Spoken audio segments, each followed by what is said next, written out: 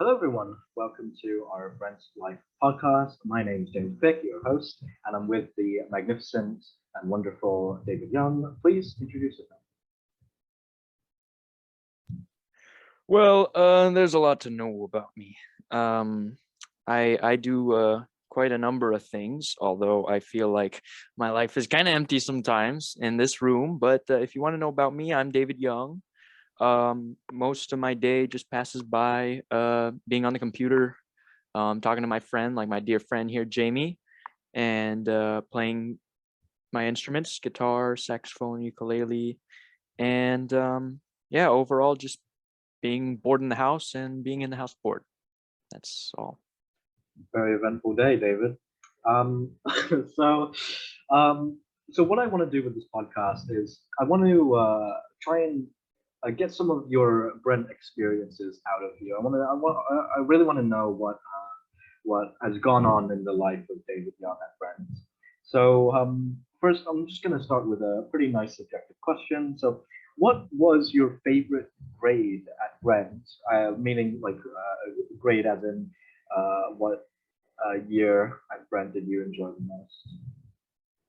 Well, eighth grade was a riot, man. I mean, you know about it. I mean, we were in camp, because at Brent there is a tradition, well, a sort of thing every year, an annual thing, where we take people out on a retreat for 3 days to a venue, and it's usually set for each grade. So fourth, fifth grade was Calaraya, sixth grade was Escudero, and eighth grade I don't exactly remember. It was by Taal Lake, and I was in a room with Jamie, Kobe, me, and Jamie, Kobe, Dan, and me. Yeah. Jamie, Kobe, Dan, and me. And boy, we had really fun times in there. We were breaking the TV a lot. We pulled the plug out. I think we actually did break it, but hopefully we didn't have to pay for the damages. Let's see. Yeah, that was great. That's definitely my favorite experience. We have a lot of videos from that time where one time somebody came out of the bathroom and I just started randomly screaming, like the crazy eighth grade me. Jamie knows about that. I also stole his bouncy ball, which I think I still have. Actually, I might have given him. I don't know if I gave it back, No, you haven't. but I haven't. Okay, well, it's still here, so I'll give it back to you the next time I see you. And yeah, so eighth grade was definitely the best. It was also the time I I had a little accident. Um, I hit someone with a bowling ball, which was not very good. You know about that. We were at Palms. We were bowling, and I hit one of my dear friends in the leg with a 8-pound bowling ball. Thank God it was light. Almost got stuck on my fingers. The holes were pretty small, and that's when I decided I had to switch to something smaller, marbles. So yeah, eighth grade was definitely a riot. I've played marbles a couple times. I think marbles is a decent sport. So, can you explain to me a couple of your experiences playing marbles? Like, have you played it to a professional level, or are you just a casual marble player? Oh boy. Well, if I'm pretty good at hitting people, I should be pretty good at hitting balls, marbles. So the goal of, the shot, well, I'll explain it basically is if you haven't played as a kid, is to hit one of the marbles in the center of it and knock it out of this circle that surrounds it. And, if the player knocks one out, they get to keep the marble for the rest of the game. They also get to take another turn.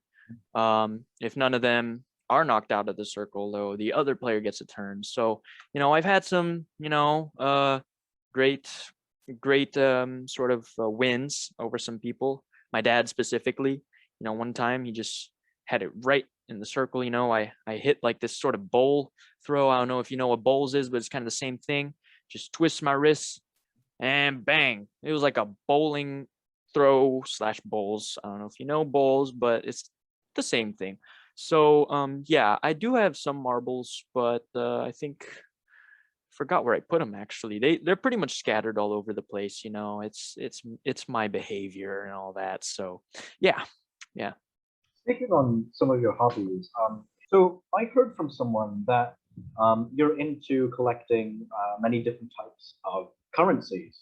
So can you please explain to me what the process of collecting like coins and dollar notes are?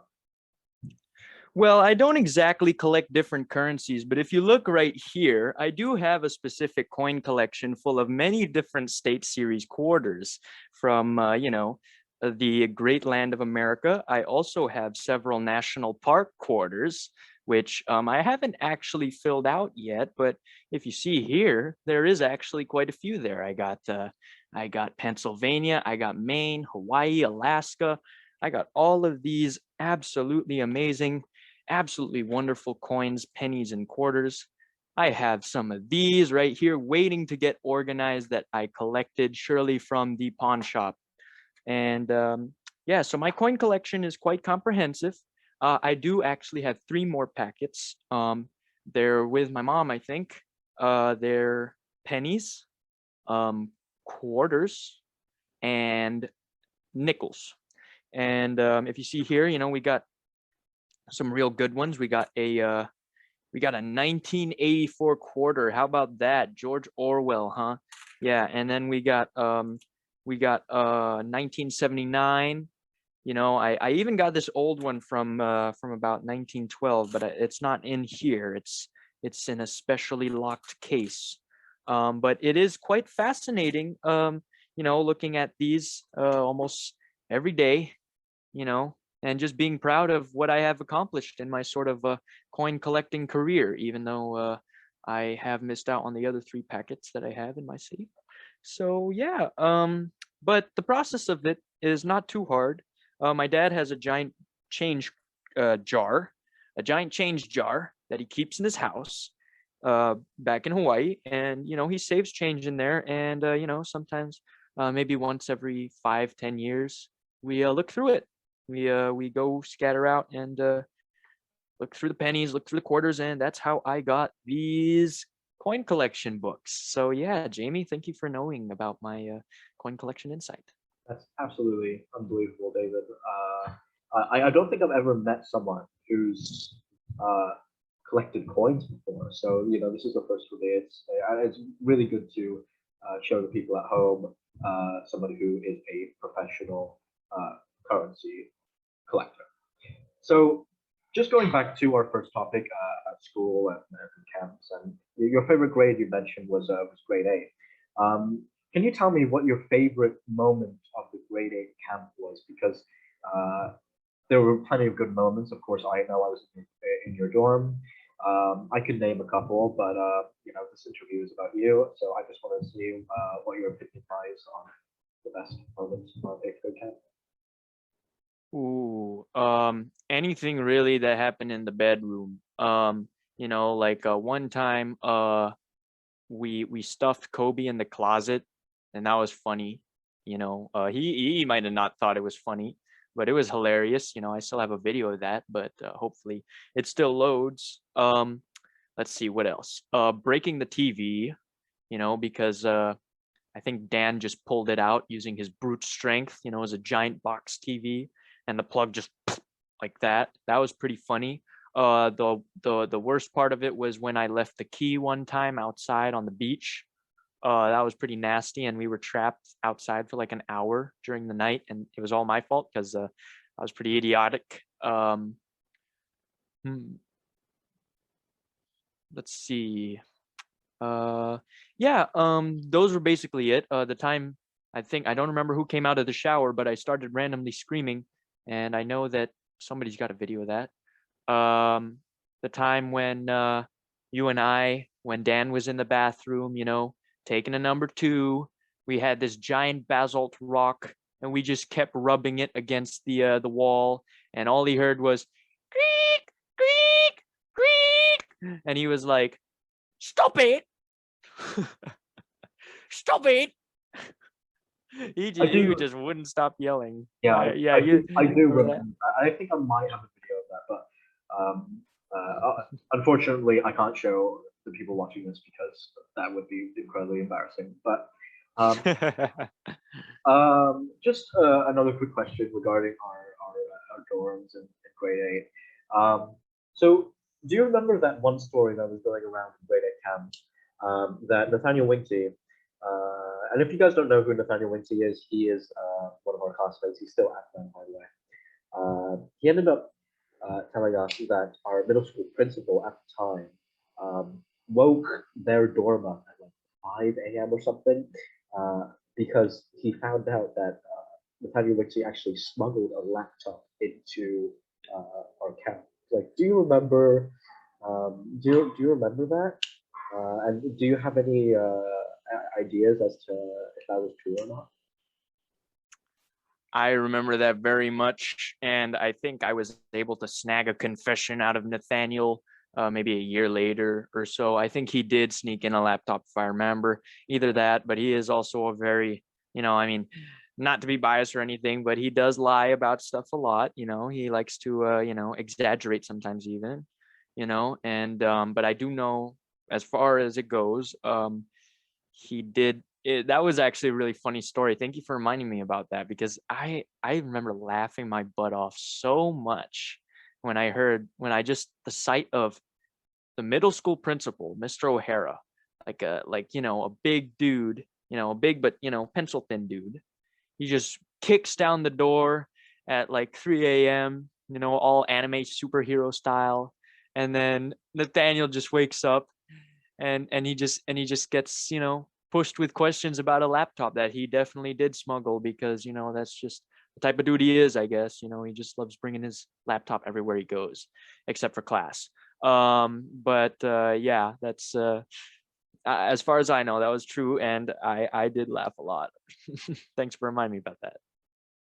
Yeah, I do remember that story actually, of Nathaniel Lindsay, and Mr. O'Hara. Um, so that was pretty interesting. I was just wondering if you knew about that story. So another question that I want to ask you is something a little more on the negative side. But what is the worst thing do you think that happened to you at Brent? The absolute worst, like rock bottom moment. Um, I'm pretty curious. That's a tough question, because I have had pretty bad moments at least once a year, but at the same time, none of them have been worst. I mean, at the time, because emotions come and go, really. I mean, they were all just quick things. Like there was even one time I hacked into someone's email. I got caught doing it. That was about like seventh grade or something. And I remember one of the teacher said, "Are you afraid about when you're going to go home?" And I said, "No, because one day I'm going to laugh at it." And guess what? I started laughing the day after it.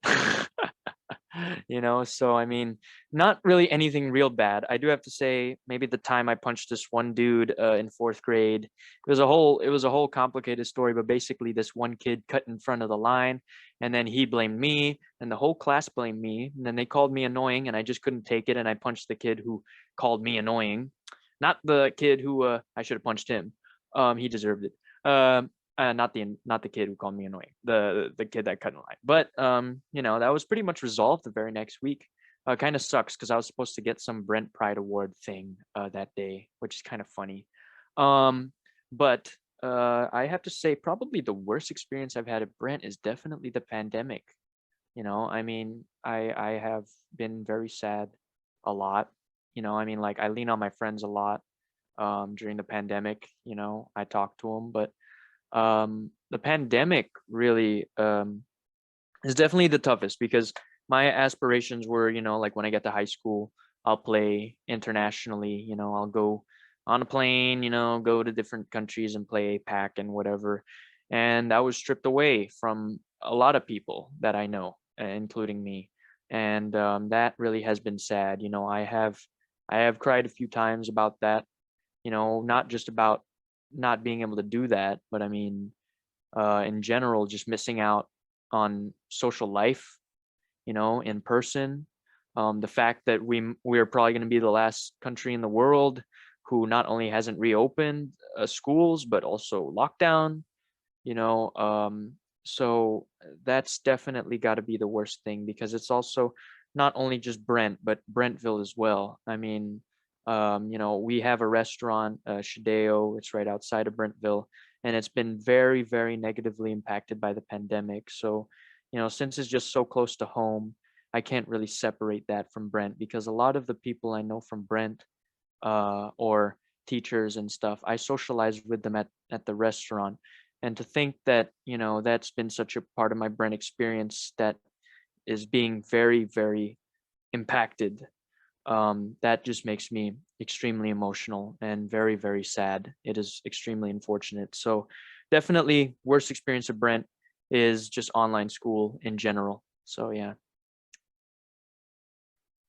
I mean, we're talking about online school, but shout out to our maths teacher, John Faber. He ended up telling us in one of our lessons, that places are starting to open up, such as Denmark.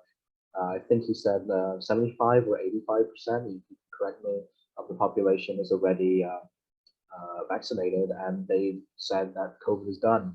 So of course there is a lot of hope that can follow suit, and we can hopefully go back to school maybe next year.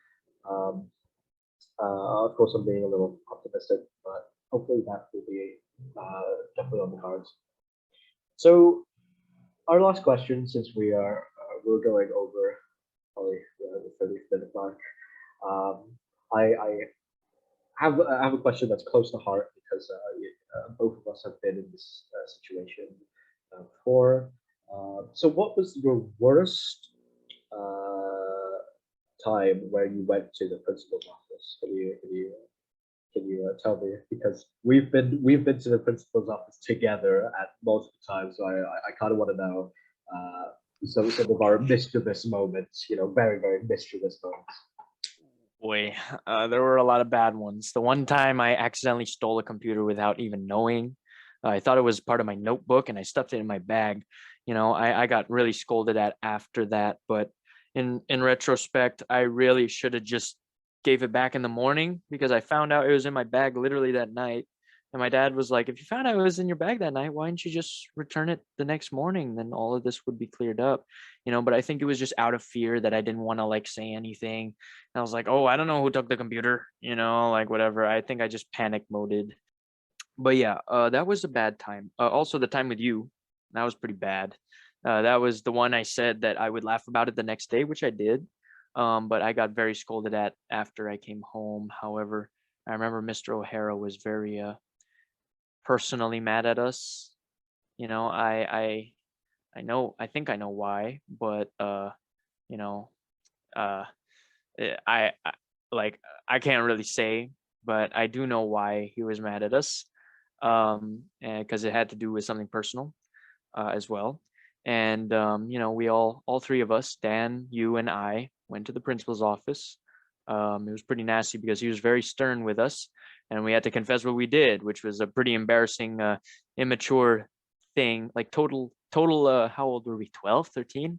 Yeah, like total 12-year-old things. 13-year-old things that stupid online 12, 13-year-olds would do.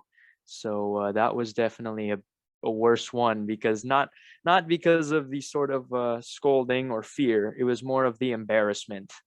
So definitely One of those the were the things, worst times. one of the things that I definitely remember about that meeting was when we were in science class with Mr. Gitano. I remember we were going to watch like a video, and the room was completely black, and you remember our seating arrangement. If you guys have ever been in Mr. Gitano's room, we were at the very very back of the class, so we were sitting like literally where all of the where you would um, clean all of the beakers and things like that. So I remember when I saw uh, Mr. O'Hara go into the door, and like when he was in like the window, and he knocked on the door really sternly. So that was pretty scary. I was wondering if you remember that. Maybe you can elaborate on that a little more. I remember it very, very vividly, extremely. Mr. Ditano was here. We were watching, I think it was Bill Nye or something, and I was sitting at the back, and I was looking at you, and you were looking at me, and I think there were the three people at the front of the class, and they basically snitched on us, I guess. I mean, if you think about it, they were standing and they was pointing at us like we just smuggled drugs through immigration. It was that bad of a look. And Mr. O'Hara was standing at the door right here, and his face just scarred me, I guess, for like a day. I don't remember what he looked like, but I do remember it was like that, eyes wide open, fish eyes, but very, very stern, very angry, and yeah, we slowly walked out, single file, and he was just talking to us the entire time we were walking, like he was our dad, like we really did like we really done screwed up. So that I remember vividly. Yeah, Jamie. Yeah, I do miss Mr. O'Hara because I think he was an excellent middle school teacher. I think he was really, really, really good. When Yeah. he entered classroom, you felt his presence. You never not felt his presence. He was tall. He Mhm. was He stern. was a hero. Yeah, He was absolutely. a hero. Even though we did, we kind of deserved it. He was a hero for what he did. Exam day. Um, um, December 4th. Yeah. Uh, April or May 1st, maybe. There are some important dates within the Brent lingo that resonate with Mr. O'Hara as the hero. So he's very cool. He's very cool, man. So I realized that I forgot a question, unfortunately. So if you remember back in this podcast, I asked you for your worst school moment, but I forgot to ask you your best school moment. I'm really sorry. So if we could just answer that, that would be absolutely amazing. So what was your best moment at Brent's? Oh, there were a lot. I mean, oh, this one's pretty sad. Well, I mean, I'll say the first one was definitely the camp thing that I already went through. Eighth grade camp was great. Fifth grade camp was great because I went on the zip line. I was afraid to do it, but then I just went on and I enjoyed it. I wrote it like 3 times.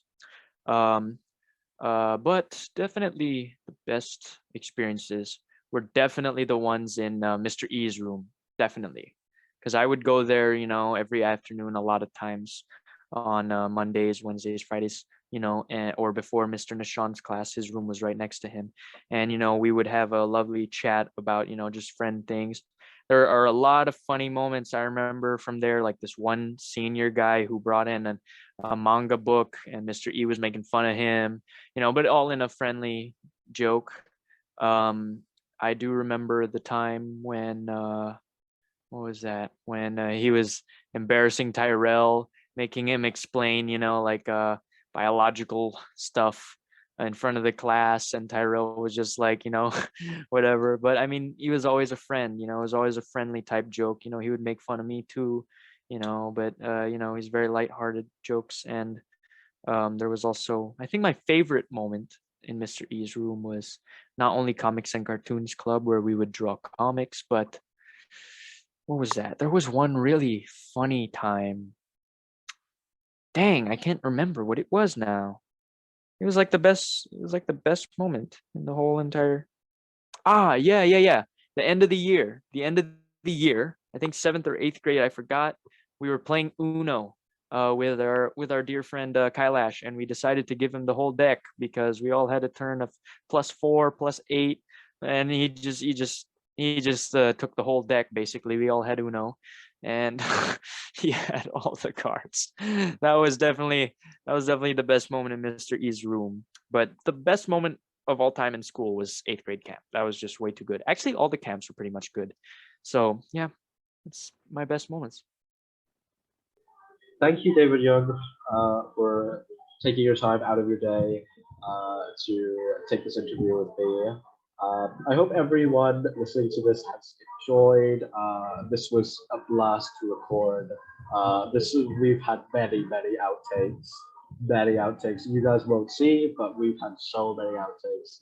Um, but Yeah. uh, but I hope everyone enjoyed. I hope everyone has a Yep. nice day. See you, Brent Lyons. I really hope you all enjoyed my